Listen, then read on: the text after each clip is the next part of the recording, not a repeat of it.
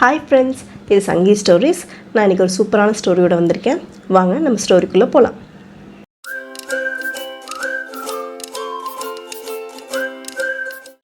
ஒரு கிராமத்தில் அப்பா பையன் 2 பேர் வாழ்ந்துட்டு வந்துட்டுருக்காங்க. அவங்க வளர்ப்பு பிராணியாக ஒரு கழுதையை அவங்களோட வளர்த்துட்டு வந்துட்டுருக்காங்க. ஒரு நாள் அப்பா நகரத்துக்கு போகலான்னு முடிவு பண்ணுறாரு.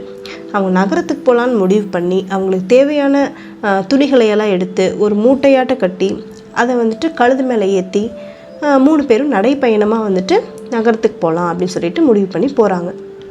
அப்படி போகும்போது அவங்க நகரத்துக்கு போகணும் அப்படின்னா ஒரு 4-5 கிராமங்களை தாண்டி தான் போக வேண்டியிருக்கும். அதனால் அப்பா நினைக்கிறாரு பையனுக்கு கால் வலிக்கும், அதனால் பையனை கழுதை மேலே ஏற்றி உட்கார வச்சுட்டு போகலாம் அப்படின்னு நினைக்கிறாரு. அப்படியே போய்கிட்டு இருக்காங்க. போயிட்டுருக்கும்போது மொதல் கிராமத்தை அடையிறாங்க. அங்கே இருக்கிற ஒரு 4-5 பேர் இவங்க வரதை பார்த்துட்டு, என்ன இது அநியாயமாக இருக்குது, இந்த பையன் சின்ன பையனாக இருக்கான், அவனை நடக்க வச்சுட்டு கூட அப்பா வயசானவராக இருக்கார், அவர் கூட கழுதை மேலே வந்துட்டுருக்கலாமே, இந்த பையனுக்கு ஒரு இதே இல்லையா, இவ்வளோ சொகுசாக பையனை பண்ணிட்டு வந்துட்டுருக்கான், அப்பா பாவம் இல்லையா அப்படிங்கிற மாதிரி பேசுகிறாங்க. இவங்க காதுபடவே பேசுகிறாங்க. இதை கேட்ட பையனுக்கு ரொம்ப மனசு கஷ்டமாயிடுது. சரி, நம்ம அப்பாவை ஏற்றி விட்டுலாம் சொல்லிட்டு பையன் இறங்கிட்டு அப்பாவை கழுதை மேலே ஏற்றி விட்டுறான். இப்படியே போய்கிட்டு இருக்காங்க. அடுத்து 2வது கிராமத்தை அடையிறாங்க.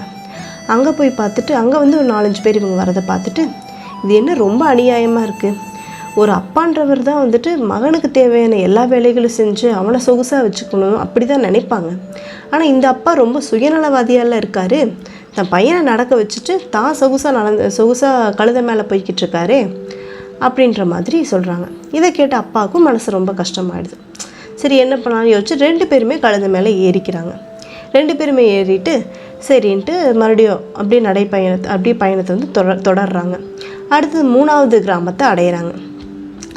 அங்கே அதே மாதிரி ஒரு கொஞ்சம் பேர் இவங்க வரதை பார்த்துட்டு, என்னது இவ்வளோ கொடுமையாக இருக்குது, இவங்க அந்த கழுதைக்கு ஒரு இறக்கமே படமாட்டாங்களா, அது மேலே ஒரு துணி மூட்டை வச்சுருக்காங்க, இவங்க 2 பேரும் கழுதை மேலே ஏறி பயணம் பண்ணிக்கிட்டு இருக்காங்க, அந்த கழுதை பாவம்னே அவங்களுக்கு தோணலையா, இப்படி ஒரு கொடுமை நடக்குதே அப்படிங்கிற மாதிரி அங்கே இருக்கிற மக்கள்லாம் சொல்கிறாங்க. இதை கேட்ட அப்பாவுக்கும் பையனுக்கும் ரொம்ப மனசு கஷ்டமாயிடுது. சரி, என்னடா பண்ணுறது, சரி 2 பேருமே இறங்கி நம்ம எல்லாருமே நடந்தே போகலாம் அப்படின்னு சொல்லிட்டு நடந்து போகிறாங்க. அடுத்த கிராமத்தை அடையிறாங்க. 4வது கிராமத்தை அடையிறாங்க. அங்கே அதே மாதிரி ஒரு 4-5 பேர் இவங்க வரதை பார்த்துட்டு, என்னடா இவங்க முட்டாள்கள் போல் இருக்குது, இவ்வளோ பெரிய கழுதை வச்சுருக்காங்க, இந்த கழுதை மேலே ஏறி பயணம் செய்கிறதுக்கு கூட அவங்களுக்கு தெரியல, ஒரு அறிவு கெட்டவங்களாக இருக்காங்களே அப்படின்னு நினைக்கிறாங்க. இதை கேட்ட அப்பாவுக்கும் பையனுக்கும் அவங்க மேலேயே ஒரு ஷேமாக நினச்சிக்கிறாங்க. என்ன பண்ணுறதுனே தெரியல, எல்லாரும் ஏதோ ஒரு இடத்துல ஏதோ ஒன்று சொல்லிக்கிட்டே இருக்காங்களே அப்படின்ட்டு அப்படியே போய்கிட்டு இருக்காங்க. அப்புறம் பார்த்தா ஒரு மரத்துக்கு கீழே ஒரு துறவி உட்காந்துட்ருக்காரு. இதை பார்த்தா அப்பா சரி துறவிக்கிட்ட போய் கேட்போம், அவர் என்ன சொல்கிறாருன்னு பார்ப்போன்ட்டு துறவிக்கிட்ட போகிறாரு. துறவிக்கிட்ட போயிட்டு அவர் எல்லாமே நடந்தது எல்லாமே சொல்கிறாரு. ஒரு ஊர்லேயும் ஒருத்தர் ஒரு மாதிரி சொன்னதை எல்லாமே அப்பா துறவிக்கிட்ட சொல்கிறாரு. இதை கேட்ட துறவி சிரித்தார். சிரிச்சுட்டு, எல்லா மனுஷங்களும் எல்லா இடத்துலையும் நம்ம என்ன செஞ்சாலும் ஏதோ ஒரு குறை சொல்லிக்கிட்டே தான் இருப்பாங்க, அதனால் அதை நினச்சி நீங்கள் கவலைப்படாதீங்க, அதை நீங்கள் நினச்சிங்க, அதை நினச்சி கவலைப்படுறீங்க அப்படின்னா நம்மளோட சந்தோஷம்தான் பறி போயிடும், நம்ம ஒரு முன்னேறவே முடியாது, எல்லாத்தையும் எல்லா நேரத்துலையும் நம்ம திருப்திப்படுத்த முடியாது, அதனால் நீங்கள் உங்கள் மனசுக்கு என்ன நல்லது அப்படின்னு படுதோ, எது சரின்னு படுதோ அதை மட்டும் செய்யுங்க, கண்டிப்பாக உங்களோட இலக்கை அடைய முடியும் அப்படின்ற மாதிரி துறவி சொல்கிறாரு. இதை கேட்ட பையனும் அப்பாவும் ரொம்ப திருப்தி ஆகிட்டு தன்னோட பயணத்தை தொடர்றாங்க. இப்போ இந்த கதையிலேருந்து உங்களுக்கு என்ன தெரியுதுங்க? இந்த கதையில் ஒரு அப்பாவும் பையனும் இருந்தாங்க. அவங்க ஒரு கிராமத்துக்குள்ளேயும் போனாங்க. ஒரு மக்களும் ஒரு விதமாக பேசினாங்க. ஒரு டைம்லேயும் ஒருத்தரை திருப்திப்படுத்தணும் அப்படிங்கிறதுக்காக அவங்களையே மாற்றிக்கிட்டு இருந்தாங்க.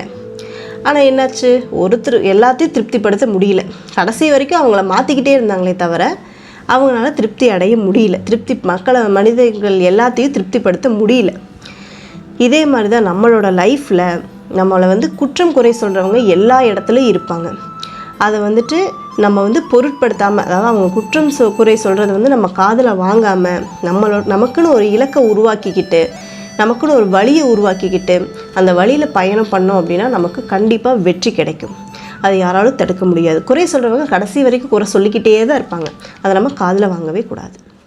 இந்த கதை உங்களுக்கு பிடிச்சிருந்ததுன்னா லைக் பண்ணுங்கள், ஷேர் பண்ணுங்கள், கமெண்ட் பண்ணுங்கள், சப்ஸ்கிரைப் பண்ணுங்கள். வேற ஒரு நல்ல கதையோடு நான் உங்களை சந்திக்கிறேன். பாய்.